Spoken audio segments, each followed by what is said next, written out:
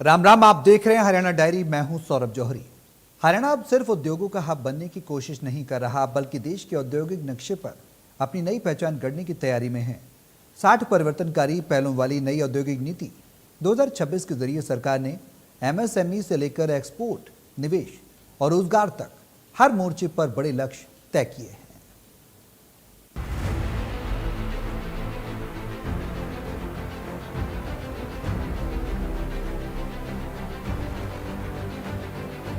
60 परिवर्तनकारी पहलों के साथ नई नीति।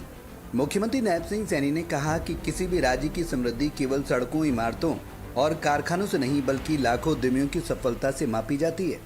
उन्होंने कहा कि ये नीति महज एक सरकारी पहल नहीं, बल्कि हरियाणा के उद्यमियों के सपनों को नई उड़ान देने का संकल्प है। नई नीति में एमएसएमई निर्यात क्षेत्र के लिए 60 परिवर्तनकारी पहलें शामिल की गई हैं। सरकार ने नीति के तहत 55,000 करोड़ रुपए से अधिक का निवेश आकर्षित करने और 5 लाख से ज्यादा नए रोजगार सृजित करने का लक्ष्य रखा है। इससे छोटे उद्योगों के विस्तार के साथ युवाओं के लिए रोजगार के नए अवसर पैदा होंगे। ये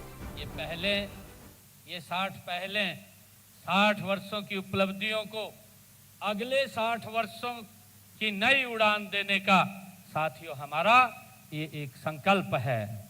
साथियों अतीत की उपलब्धियों का ये सम्मान भी है, साथियों और भविष्य की संभावनाओं का ये उद्घोष भी है। एमएसएमई के लिए मजबूत संस्थागत आधार। हरियाणा ने 4 फरवरी 2019 को अपनी पहली एमएसएमई नीति लागू की थी। सीएम सैनी के अनुसार इस नीति ने छोटे उद्योगों को आगे बढ़ने का भरोसा दिया। एमएसएमई क्षेत्र को प्रभावी मार्गदर्शन देने के लिए प्रदेश में समर्पित एमएसएमई निदेशालय भी स्थापित किया गया है। हरियाणा में अब 15 लाख से अधिक एमएसएमई का औपचारिक पंजीकरण हो चुका है। वहीं पद्मा योजना के तहत करीब 700 एकड़ भूमि पर 15 औद्योगिक पार्क विकसित किए जा रहे हैं। इसका उद्देश्य हर जिले की विशेष क्षमता को आर्थिक विकास की ताकत में बदलना है। मुझे खुशी है, क्लस्टर आधारित औद्योगिक विकास को नई गति मिली है। साथियों, common facilitate centres, plug and play clusters और साझा औद्योगिक अवसंरचना के लिए उद्योग स्थापित करना साथियों पहले की तुलना में अधिक सरल और तेज किफायती हुआ है।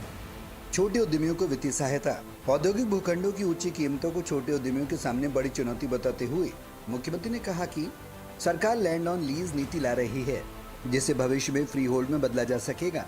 साथ ही state venture capital fund, sector आधारित क्रेडिट गारंटी फंड स्थापित किए जाएंगे। उद्यमियों के लिए हर स्तर पर सुविधाएं दी जा रही हैं। उद्योगों को केवल प्रोत्साहन ही नहीं, बल्कि ऐसी व्यवस्था देना है जहां ईज ऑफ डूइंग बिजनेस बेहतर हो।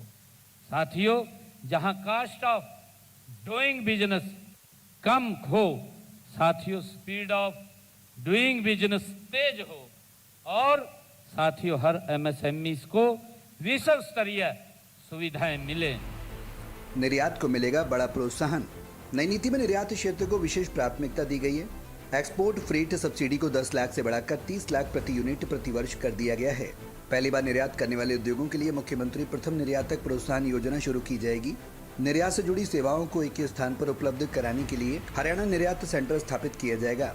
इससे निर्यातकों के लिए प्रक्रियाएं आसान होंगी।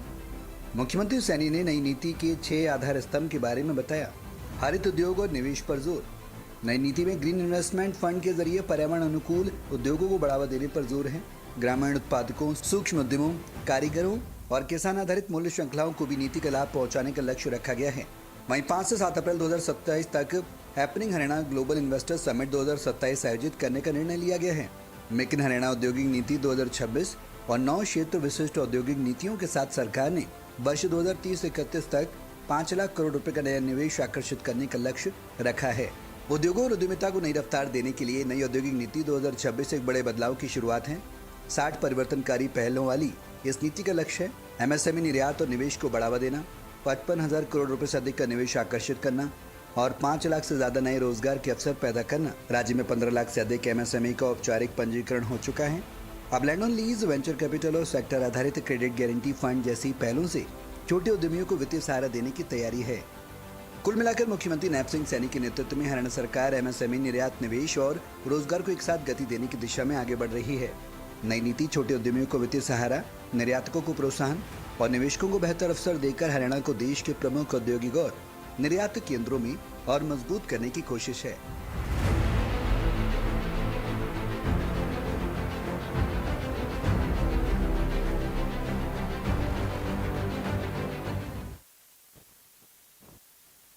फिलहाल मेरे साथ हरियाणा डायरी में अभी के लिए बस इतना ही।